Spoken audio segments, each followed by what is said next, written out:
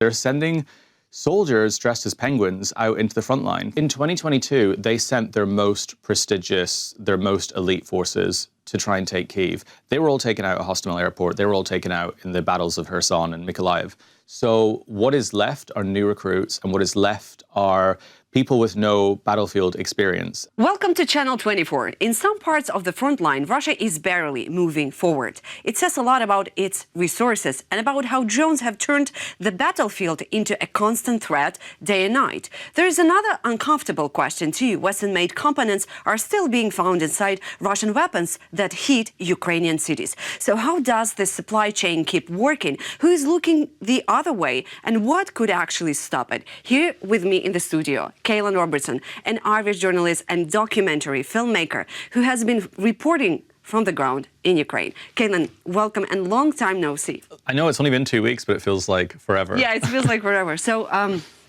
let's begin from what I've said. So the Russian army's offensive have slowed down, like extremely low. I mean, like it has never been before, like the last 100 years since the World War I. And you're as a person who's constantly going to the front line. What is the connection in it? Is that connected to Ukrainian tactics or the lack of Russian resources? What is your opinion? It's a mix of both. This is the slowest advance that Russia has had since its beginning of the full-scale invasion. It's between about 15 and 70 meters a day. And again, there hasn't been stagnation like this since World War I. This is the slowest movement basically ever. And it's because Russia is running out of resources. Their economy is still being hit pretty hard. And they're starting 2026 in a worse position of any other year since the beginning of the full-scale invasion. So they're having manpower problems, recruiting people, recruiting soldiers. They were dragging them out of prisons, out of mental asylums, out of everywhere.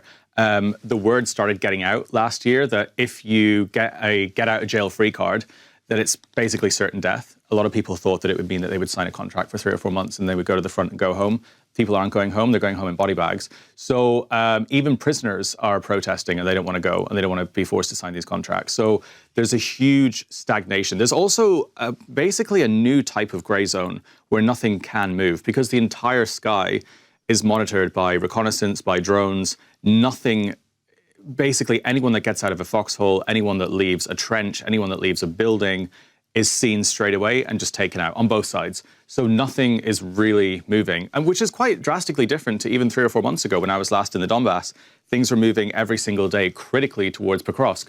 But what we saw at the same time was the Russian loss of Kupiansk, and one can't go without the other. So it's basically stopped. And this is important now to talk about because there are these peace talks that are happening again. Peace talks in the UAE, between Russia, between America. Even though that won't really result in anything, the public image should be of Russia that it is arriving at these peace talks from the back foot, from a negative place. The Russians are now resorting to the ideology of basically like a crackhead. They're sending soldiers dressed as penguins out into the front line, thinking that the Ukrainians will look at this through their reconnaissance and think, oh, that's just another everyday penguin in the east of Ukraine. That's nothing to worry about. I mean, this is ridiculous. And these things are being taken out. But I think the penguin thing is actually really important because it's actually very symbolic of the Russian army right now. Wandering through random fields, dressed in fancy dress, dressed in disguise, dressed as a penguin, waddling around aimlessly until they get blown up. And this is actually what Russia should be seen as a complete mess at the moment. The peace talks that are happening right now, instead of it being this big, feared Russian army, Russia loves to portray itself as the bear that's terrifying, the terrifying Russian bear, the bear that could take out NATO. And it should be seen as this. It's actually a waddling penguin roaming around the Donbass, waiting for an FPV. And pictures of that should be shown at every single peace talk. I mean, at this point, they're looking like a complete basket case. I mean, there are other reasons for the penguin thing. It's basically like a Soviet mentality of, lack of information being carried down, not realizing that the other side knows that there's no penguins in Ukraine, knows that there's no penguins in this part of the world, but will just follow orders aimlessly regardless. But it also shows a kind of breakdown in command. It shows a breakdown in structure. It's actually very symbolic. It's a complete disaster. And it's kind of symbolic of that famous picture of the penguin that was wandering off into Antarctica. Did you see this? I saw, of course. Which is kind of course. maybe the mentality of Russia right now, just wandering off into the abyss, into its own demise. Because that's what the penguin was doing. Yeah, when I saw this guy in a penguin costume, I was thinking, well, they cannot be that stupid. They have to know something about Ukrainian weather conditions and that we don't have that species. But these are the same people that dug trenches in Chernobyl because they didn't know that there was a nuclear disaster there because Absolutely. during the Soviet and using Union. donkeys, yeah, absolutely. Yeah, so it's kind of like when you look at the full picture, it kind of explains everything. It's like, okay, this is what's going on. But again, they dug trenches and they all died of radiation poisoning because they didn't know that Chernobyl happened because the Soviet media covered it up and they didn't want to deviate from orders. Again, this is how people need to think about Russia when they think of Russia, not some giant, amazing, great bear that's going to tear apart NATO, but as a basket case, a wandering penguin in the snow. Maybe that tells us that Russia have less and less professional soldiers in their units. I think they do. So in 2022, they sent their most prestigious, their most elite forces to try and take Kyiv. They were all taken out at Hostomel Airport. They were all taken out in the battles of Kherson and Mykolaiv. So what is left are new recruits, and what is left are people with no battlefield experience. And they brought in the North Korean soldiers. North Koreans haven't fought a battle in a very long time. They've been at the defensive position the whole time. So they're kind of at a really slow back foot. Honestly, I was quite worried about the advances when we were sitting here a few months ago, but starting 2026, it's really like, it's a whole different situation now. I mean, they're really starting in a black foot. And also there are entire cities in Russia without power starting this year as well in 2026, which was never happening before. So again, arriving at the negotiating table, it should be seen from the rest of the world as Russia being in a weak position. Their Shadow Fleet blown to pieces, their Black Sea Fleet sunk, there are cities without power, and they are wandering around the fucking Donbass like a penguin. I mean, it's ridiculous. When I saw that Russia has slowed down its offensive to a historical level, and I was like, this is something huge.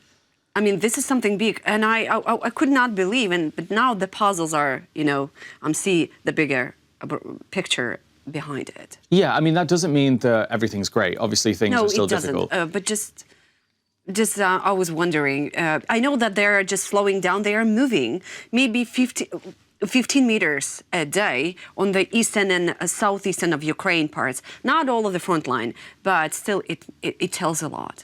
It does tell a lot. And again, I'm not one of these people that just say that Russia's weak and it's going to collapse tomorrow. I still think they're going to carry on. Even if it's 15 meters a day, they're still going to carry on those 15 meters. And every 15 meters is still someone's home, a plot of land. It's still a farm that can't be reclaimed. It's still vital. But it's really the slowest we've seen. And it's very, very significant. Caolan, you know what struck me last evening? I think that was United24 who posted the video of a Russian lady. Maybe it's not, but I think we're going to put it somewhere here. There was a young girl, a Russian girl, who was saying on camera, she was giving an interview to someone, saying that, okay, my brother, he was not calling us for the last 4 months. He went to the front line and he disappeared. Well, yeah, it's sad. We assume he's dead, but I want to travel. I want to travel. I want to see the world. I need to invest in my new apartment, etc. And I was thinking, this is super dangerous and sad, because I think it's very hard to fight with our mentality, Caolan, with such a mentality. Yeah, well, where you have one country that cares about human life, that cares about something, that cares about family, that has values, and a country whose only values is what prize they're going to get when their husband's killed. It's still a very, very difficult situation when we think about that in the bigger picture, because Russia is a medieval ISIS-style mindset, and it's hard to actually get Westerners to really understand how bad it really is. You know, whenever I make videos talking about the way that Russians behave when they find out a relative gets killed, or the way that Russians send each other into a meat grinder, they think it's some sort of anomaly, or it's like a mistake. They don't realize that this is an inbuilt, ingrained mindset that has existed for hundreds of years, that is racist, colonialist, imperialist, but also just lacking of any humanity. And I think once everyone else wakes up and realizes that that's what we're fighting against, not just Ukraine, but the whole world, because Russia's at war with everyone, then hopefully Russia can be isolated in the way that it needs to. I mean, it should basically just be completely shut off from the outside world. And people that call this Russophobic, good, don't care. It should be. I mean, it's phobia is also categorized as an irrational fear. I think it's a rational fear, actually. So no, of course. Yeah, so maybe we should, maybe it's justified. Justified, yeah, absolutely, agree.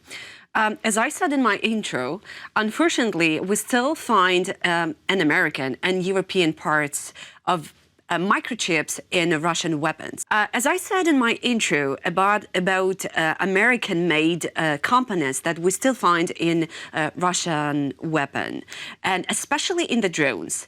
So Ukrainian army that captured one of the latest Russian drones discovered that they now have American and European elements in it.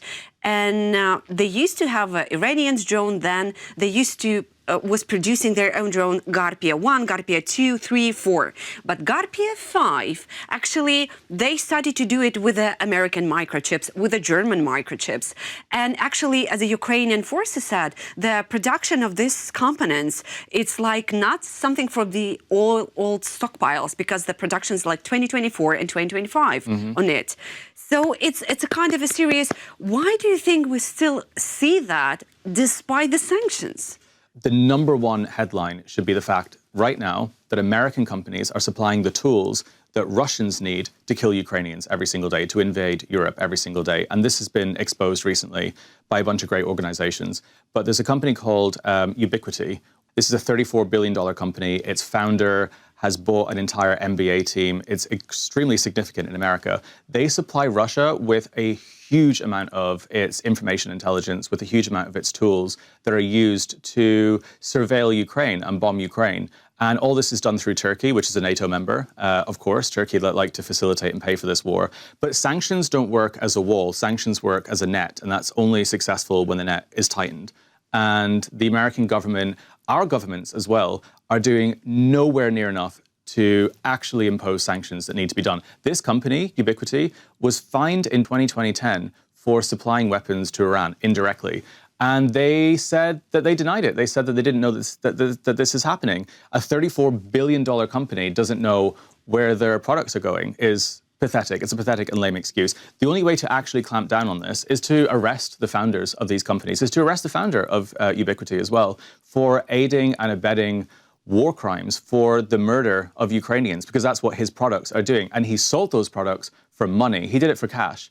And this is one of the darkest, most difficult to describe moments about all of this, because when Europeans, when Americans who want to help Ukraine look at what their countries can do, they should look inwards at how their countries are supplying Russia with the weapons they need to kill Ukrainians. Russia doesn't have the ability to produce what it needs to carry on invading Ukraine. It relies on Western components. And in the West, we're still allowing it. That person, the founder of Ubiquity, shouldn't be allowed or able to walk the streets of America, knowing that he is paying for his Starbucks latte with money that was used to kill Ukrainians. And this is so open that the Russians literally wrote a letter thanking Ubiquity for their excellence, for their reliability, for how great their connectivity is. They did it in English because the Russians know that nothing's going to be done with this person. And this is one of the most critical things that isn't talked about enough. And it's the fact that we are supplying the weapons and not doing the sanctions. I was at Davos and I literally was sitting in the same room as the president of Belgium, while he said that freezing Russian assets would be unethical, while he said that doing sanctions on Russia would increase the Russian threat. I sat opposite the head of NATO, who basically said that we should negotiate with Russia. These are the people who sit on the board of NATO, who allow Turkey to buy the fourth largest buyer of Russian gas and fund the war against Europe, and allow Turkey to be the intermediary. Turkey is the middleman for Ubiquity as well. All their products leave America, they go to Turkey, they get rebranded, and they end up in Moscow, and they end up here on the front lines. And it really shows that NATO is just completely inept as well, to be completely unable to deal with this. But again, I mean, these companies, there are many of them. There's German companies, there's British companies, there's so many companies that are supplying the components. There were Shahed drones that were shot down over Kyiv recently, opened up, and it found something like between 30 and 40 parts of these were EU-made parts, Western-made parts that get shipped to Kazakhstan, that get shipped to Turkey, and then get rebranded and shipped to Moscow. And we know where these supply lines lead through. The journalists find it, but politicians do nothing. So if you really want to help Ukraine and actually do something to stop this war, you should be putting pressure on your own governments and politicians if you live in the West, to do it. And that's it's the West that's funding it. It's the West that's sending the parts right now. And it's the darkest, most sickening part of it. Because Russia can't fight this war alone. They need the West to help them, and we're helping them. Yeah, sometimes that huge questions depends not from the politicians, but just from a regular people that can just raise up against those decisions. Yeah, write a 1-star review for Ubiquiti. Write it's a big company in America that supply Wi-Fi, that supply internet technology. If you are a provider of that company, cancel your subscription. There's a million different things that people should be doing right now. But they are deleting reviews right now for people criticizing them. And more people should be writing them. How do you know? Because Vatnik Soup, which is a very big account on Twitter. I love it. Yeah, I love it. Pekka, he's very cool. They screenshotted a negative review on one of their products, and they showed the next day that it had been deleted. So they're trying to hide this criticism, but people should be screaming about it right now. That's why I'm talking about it. But yeah, the founder and that company should be famous. Everyone should be talking about Ubiquiti right now.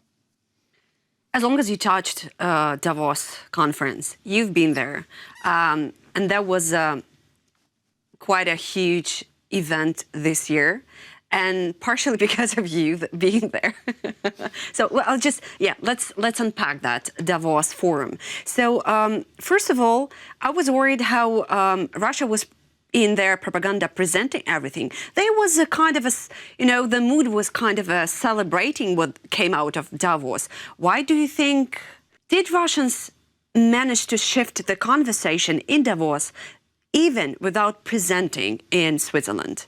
Yeah, the Russians were celebrating Davos because they weren't there physically, but they were there in spirit, completely, with the head of NATO talking about going to Moscow and how great the peace plans were going to be, with Steve Witkoff standing up in front of the entire room saying that he was going to go and meet Putin that evening and shake his hand, with the Prime Minister and the President of Belgium saying that we shouldn't freeze Russian assets. What Russia loves is to make the conversation complicated and difficult and messy. Whenever it comes to Russia, they hate unity. They hate the West being unified. They loved what happened with Greenland. That fractured everything. They love arguments. They love the EU and NATO and Western leaders to be arguing amongst each other about their own issues and disagreeing with each other. So there was that aspect. That's why they were popping champagne during Davos. But the second part was there was a massive amount of Russian sympathy. Russia used to have a house there. They used to have a base and a headquarters in Davos. Davos thought that that was too egregious openly, so they banned it, and Ukraine House was set up instead, which is good. But the Russians didn't need a headquarters there because they were there again in spirit. They had their ideology there. It was all over the place. With the Americans carving up symbolically Greenland with a knife in the same way that the Russians talk about carving up Crimea and the Donbass in the same imperialist ways, but also in the fact that there was Russian sympathy everywhere from world leaders. And Zelensky gave a great speech at that. He basically said, I was standing here in 2025 telling you to get your shit together, and you still haven't. We're standing here again in the same spot, January 2026, and nothing has changed. Security guarantees haven't changed. You haven't clamped down on the shadow fleet. You've not actually done anything. And it was extremely depressing to see it close up. I'd never been to an event like Davos before. And it was extremely depressing. Places like Davos are designed to be places where people discuss solutions, where European leaders discuss solutions to European problems. And all that event did was show the problems in European society, not taking the Russian threat seriously enough, not taking any of the threats against us seriously enough. And so that's why Russians loved Davos. And it was ridiculous to see this. This is why I confronted Steve Witkoff, because I was like, why is no one talking about this? I just wanted to say something about Davos. I was going to Davos for many, many years. I mean, maybe not many, but maybe 8 8 years in a row. Since 2022, I thought that situation is changing because Russian had their Russian house in Davos, because usually lots of countries have their own representing their houses on the Promenade Street. That's a main street in Davos. And Russia had their own, and in 2022, Switzerland, they gave to Ukrainians this house to make an exhibition of Russian war crimes. It was organized by Pinchuk Foundation, I guess. I don't remember.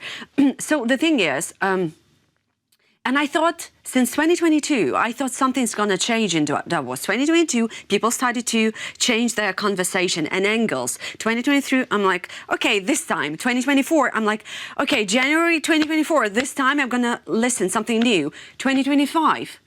And this year, I wasn't there, you was there. So, and I see like nothing is changing. I was quite optimistic last year after Zelensky's speech. I thought people, Europeans, Americans, will change the attitude towards Russia and the whole world. And this time, you usually, Caolan, confronting some people who are spreading Russian propaganda. And this time, it was not like just a Phidias. It was quite a figure, I would say. It was a Steve Witkoff, that's a U.S. envoy in this peace negotiation process between Ukraine and Russia. And you confronted him in Davos after the Ukrainian breakfast organized by Viktor Pinchuk. And you were there alone, standing and asking him question. How did you manage actually to confront him? And he didn't say you anything in response. What did that tell you?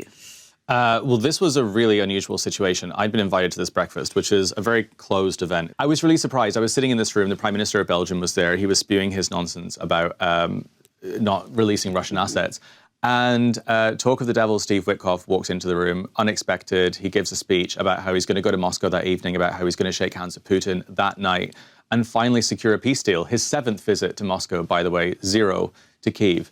And I was sitting there and I was watching him and I was wondering why on earth none of the politicians in that room had ever said a thing to him. And that morning at 7 a.m., Steve had gone to Bloomberg House and he had gone to other journalist headquarters and he had given flattering interviews, and the interviewers were saying how great he was and how great his negotiations were. There wasn't a single mention of the fact that this person, Steve Witkoff, who is in charge of negotiations of peace between America, Ukraine and Russia, has business interests proven in his real estate company with Moscow and with Moscow-linked companies. So he has very, very, very likely financial interests in Russia while negotiating peace, which is completely unacceptable and means that he should be nowhere near any seat of diplomacy or power. Yet, he was in that room unquestioned by the journalists. So, as soon as he stood up to leave, him and Caolan Conway, I ran out the back door and chased after them. And I said, why do you have business interests in Russia? Do you have business interests in Russia? His team pushed me away. His bodyguard was like, we're not doing questions right now. We're not talking to you. And I said, I'm not talking to you. I'm talking to Steve. Why do you have financial interests in Russia? And all he had to do was say, I don't have financial interests. All he had to do was say no. All he had to do was say that I was being ridiculous, or just to say that he doesn't. But there was silence. But it was silence. And that tells everything. That tells you everything you need to know. And that night, he boarded a private jet and went straight to Moscow and shook Putin's hand hours after I confronted him. And I also said, why have you visited Moscow a million times and never visited Kyiv? And again, I was shocked that I was the only person that asked him these questions, because the point of journalism at a place like Davos is to confront power, is to confront corruption, is to tell the truth. And not a single journalist of the thousands that were paid tens of thousands to be at Davos asked a single question like that. And that's what I thought was absolutely ridiculous. And yeah, I might not get an invite next year to any of these parties, to any of these events, but I don't want an invite next year. I wanted to confront the people that are perpetuating what's going on right now and ask the difficult questions. And again, it feels like journalism is dead in so many ways. It feels like it's over. I mean, I love people like Fareed, Simon from Vice, who's very, very, very great. But that very thing that is the core of what journalism is seems to be dying right now. And that's asking the hard questions. No one wants to do it. Sergei Lavrov, Russia's mouthpiece, was on NBC recently while he repeated the fact that Russians are not targeting civilian civilian areas in Ukraine are not targeting civilians. So it feels like the media is broken. The reason that video went so viral is because it was the only video of anyone being confronted at Davos like that. But yeah, I'm glad that I asked those questions. This person is corrupt, I think, and has financial interests in Russia. I was told by other journalists that night similar types of things. But it was very dramatic. I went back to the hotel afterwards to get my coat and my bag, and they were like, "You're not allowed back in here," because it's all very polite at Davos, right?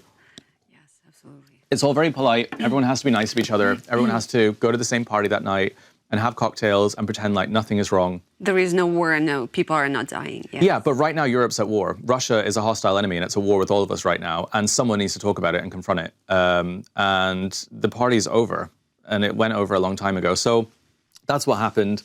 It was kind of dramatic, but they were even shocked. Like his team were shocked that I kept chasing after them and confronting them, because it's like, they didn't expect it, because why would they? Because this never happens. It doesn't happen at the White House press conferences. It doesn't happen when Steve appears anywhere.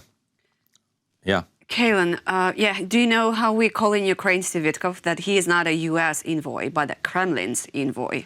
Do you know what he did? He literally the next day, he went straight up to Putin's translator and said, "Oh, I know that voice better than anyone's. That's my favorite voice." Did you hear this?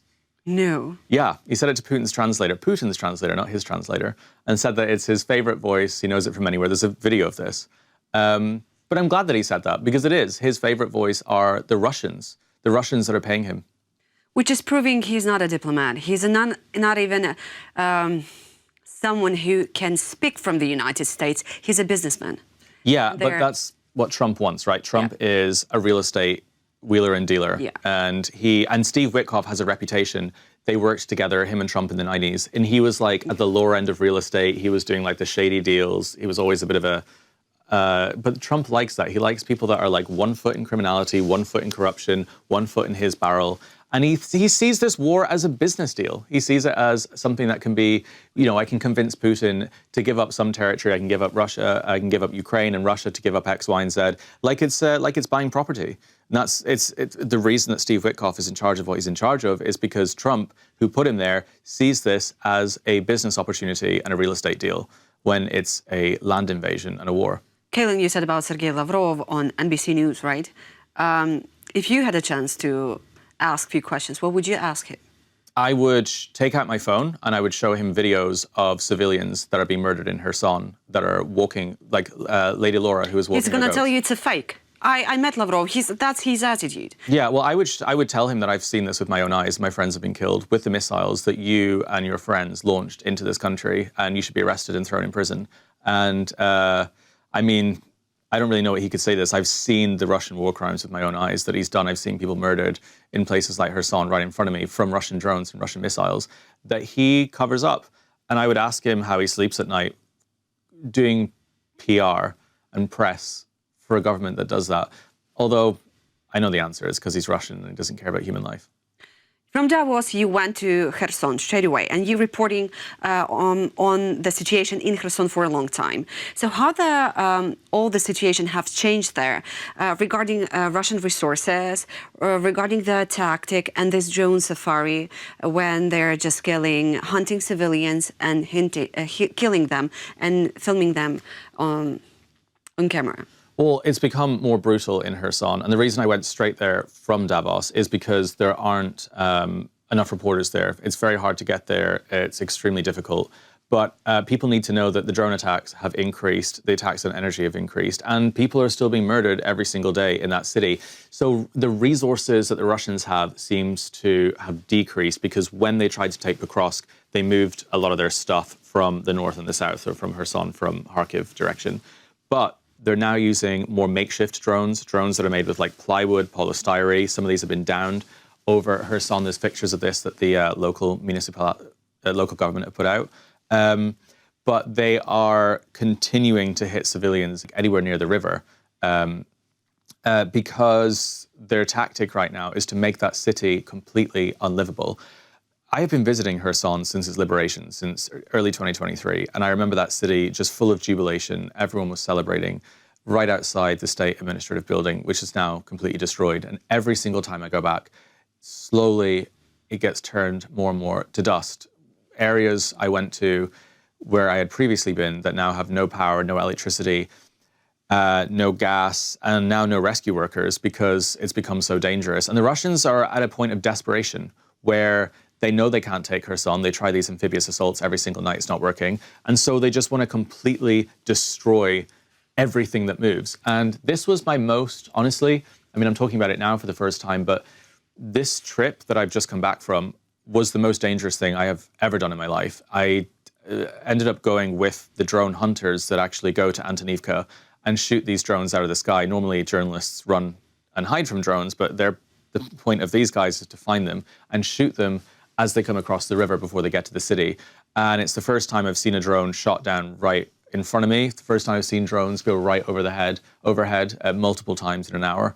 And we entered a part of the city just across the railroad where it was like an apocalyptic video game where everything was gone. All the cars were upside down.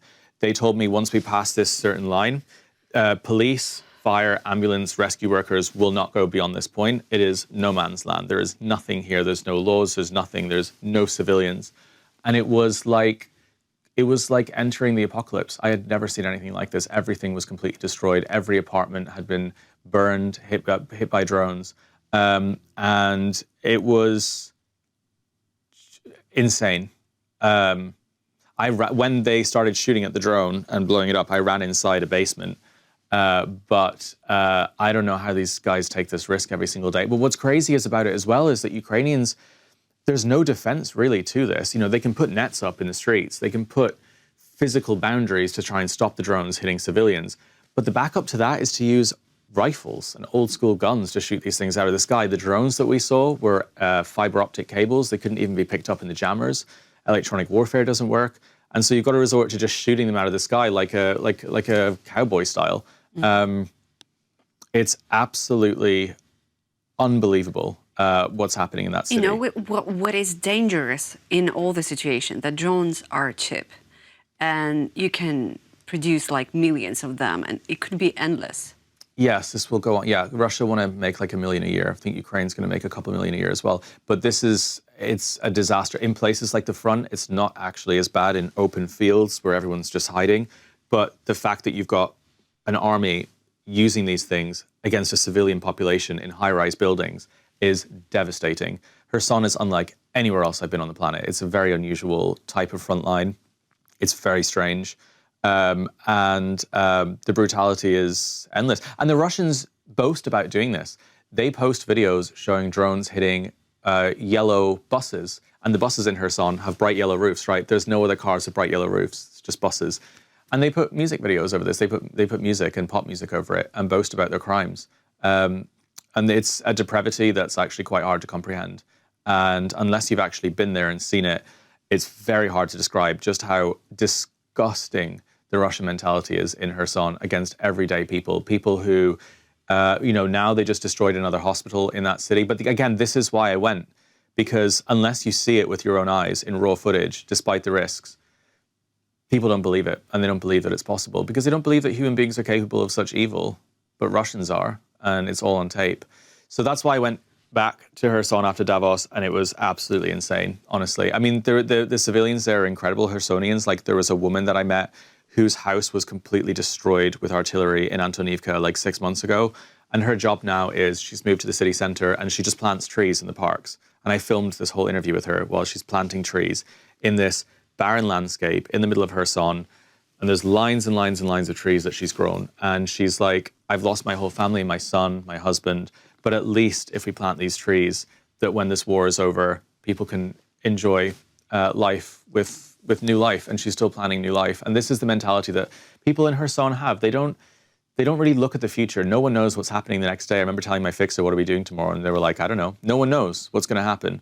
But they still hold on somehow. And they still have this mindset of growth and starting again. And that's why they love vegetables. That's why the farmers in Kherson still farm the soil, because it's still about starting something new and having a future that their kids and grandkids can enjoy despite everything. It's amazing.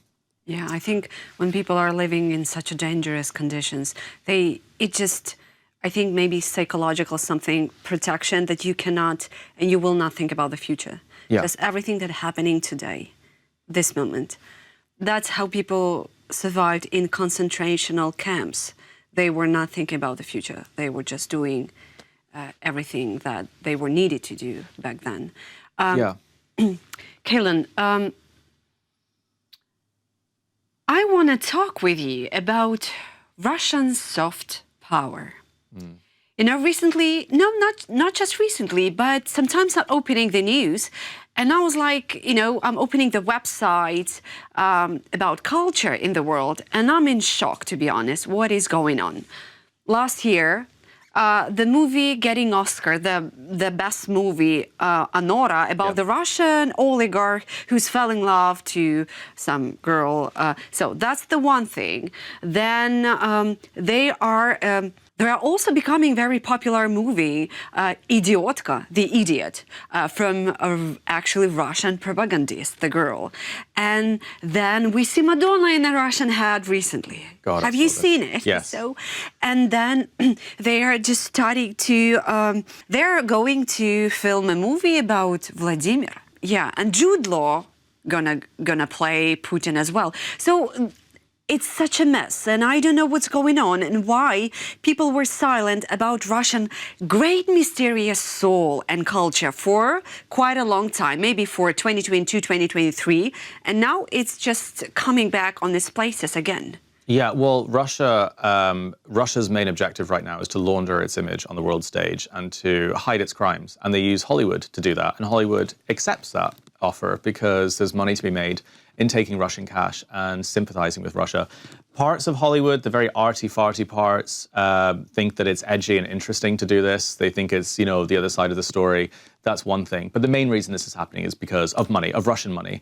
And what's disgraceful about this is there's a massive increase in Russian films since 2024 and since 2025, not just movies in Hollywood, but documentaries as well, humanizing Russians. And the point of all of this is for Russia to pump money into Hollywood so that Russia isn't seen as a hostile state, as a negative state that's committing war crimes, but as a complicated character stuck in some trouble, stuck in the trouble of romance.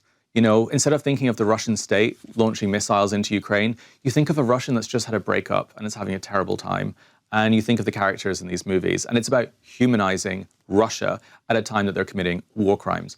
The only other country that is as good as the Russians at doing this was Germany during Nazi occupation.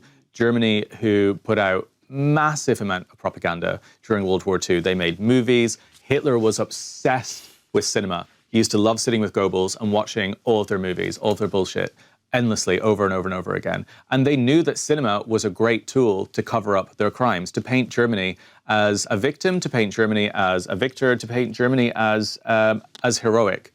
And Russia is doing exactly the same thing. And Hollywood is lapping it up, and they're buying these films and they're screening them in American cinemas. And the point of all of this is just to sterilize and sanitize Russian war crimes. That's the only point of it. And who benefits from this? The producers make money, the actors make money, the Russian actors, by the way, who go back to Russia and enjoy spending that money at the Four Seasons in Moscow. But it's another wing of Kremlin propaganda. They pollute our politics. We've seen this with people like Phidias. They pollute our media. We see this, they bought the London Evening Standard, the Lebedevs, and they pollute our cinemas with movies like this. Nobody should be watching these films, and the cinemas should be pressured not to screen them. But Hollywood is struggling right now, so they're happy to take Russian cash, and it is absolutely despicable. Yeah, but why do you think the Western world still see Russian culture, Russian movies and music as something prestigious? Because the world still doesn't know what Russia actually is. Russia puts out a picture of itself as a Christian, beautiful, sacred land. And people still believe it. Propaganda works. Ukraine isn't putting out propaganda. Our countries aren't putting out propaganda. Russia spends a lot of money convincing people that they're a great country, and it works. So if people are going to see a Russian film playing in the cinema, or they genuinely think of Russia as a country that is good or safe and that the problems with Ukraine and Russia are simply with the Russian army or simply with Putin, who's just this mad outlier. And they don't realize that it is the entire culture of the entire country, which again is why I've called for Russians to be banned from the European Union. All visas should be cancelled. They should all be sent back to the motherland. Yeah, it's because propaganda works. I mean, we've allowed this for years. Russia Today had a headquarters that they broadcasted from in London, in Millbank Tower, next to Big Ben, for years before the full-scale invasion. And we allowed our societies to be polluted with nonsense that tells us that Russia is a great place, and it works. And it still works in 2026 after 5 years of genocide, after Mariupol, after Bucha, after Izium, after everything. So if everybody is getting a profit, producers, directors, actors, from promoting Russian culture, and Western people somehow accepting this, it means like everything is going on its places like it was before 2022. Yeah, and it is. Look, ubiquity. I just spoke about this. This big billion-dollar American company is supplying the weapons. Hollywood is supplying the propaganda. Politicians are supplying the diplomacy. It is a huge toxic cycle. And again, if you're living in the West, if you're living in America, if you're watching this right now, you're living in the UK, and you want to help Ukraine, look inwards at your own countries, at your own politicians, at your own media, and try and do something with that. Yeah, as you said, this year Davos like nothing before.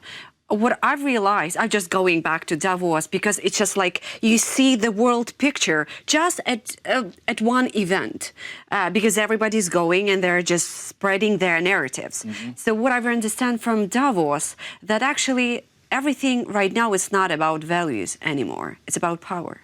It's about power and it's about money. Because right now, Russia still has money. They still export their gas to China, India, and Turkey, and Belgium. And as long as Russia has money, people will be bought and paid for, politicians, media, and Hollywood. This is going to get worse, and it's going to get worse as Russia continues to struggle through the front lines. And it's only going to stop when Russia goes bankrupt. And that could happen if Ukraine carries on its strikes on the Shadow Fleet and on Russia. Then the propaganda runs out. That could genuinely happen, but that's the only end to this. I've given up on the West sorting its shit out. They're not going to do it. They have nothing to offer to the world. Kokoshnik, matryoshka. I mean, it's nothing about. It's not prestigious. It's nothing. No, and money. I mean, I think one thing I've really realized since moving to Ukraine, and I used to think more positively about the world, but outside of Ukraine, money is louder than morals. It seems. Yeah, I remember when I was at the United Nations in 2022, and for me, the world have split it. It have split it in February 2022. But then when I, in a 6 month, I went to New York, and I was listening a lot of diplomats saying secretly to me, like, hey, Nataliia, you know how much money Russians are spending to the United Nations? Well, at least they used to spend a lot. And I was like, why? I do see a lot of Russian diplomats here in New York and not a lot of Ukrainians one. I mean, not in New York, but particularly in the United Nations headquarters. And I was like, and they were like, yeah, because they have money. I'm like, but they're just killing us. And you shouldn't say that. That's what they say. Yeah, because it's about buying influence. I mean, again, the United Nations and NATO are basically pointless at this point because Turkey, who is a member of NATO, is allowed to facilitate and pay for all of this. And nothing is said to... And I could see that. I could see that at Davos, sitting opposite Mark as well, who's the head of NATO, being flaccid and being pathetic about their own defense and their own security. And honestly, all these conversations about whether Ukraine should join NATO, I think Ukraine might not even benefit from it. I mean, Ukraine could do whatever... I don't speak on behalf of Ukrainians, but at some point after this war, when Ukraine defeats Russia, which is what we hope, I think Ukraine might even turn around and think, you know, we don't even need to be part of this because it's bullshit.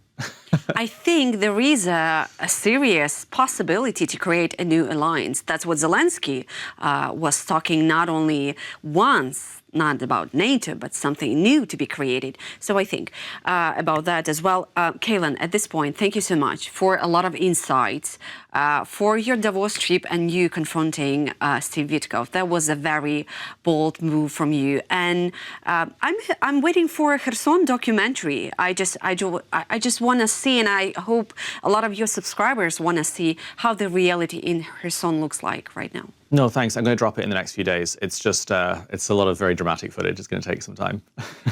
Thank you. Thanks.